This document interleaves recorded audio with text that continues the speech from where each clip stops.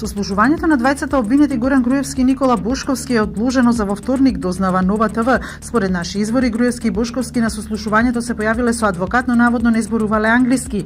Денеска Министерството за правда доставило барање до надлежниот суд да се подготви целокупната документација за екстрадицијата на Груевски и Бошковски.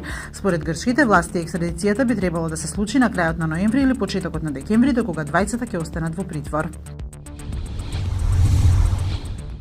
Груевски и Бошковски имале логистика во Македонија додека биле во бегство, вели министерот за внатрешни работи Оливер Спасовски во интервју за емисијата 360 степени на Алсат М. МВР информациите за локацијата на двајцата бегалци ја добиле непосредно од луѓе, а имало и соработка со службите од соседните земји. Сириските демократски сили поддржани од коалицијата предводена од САД прогласија победа над исламската држава во Рака, град на северот на Сирија, која оваа екстремистичка група го прогласи за своја престолнина.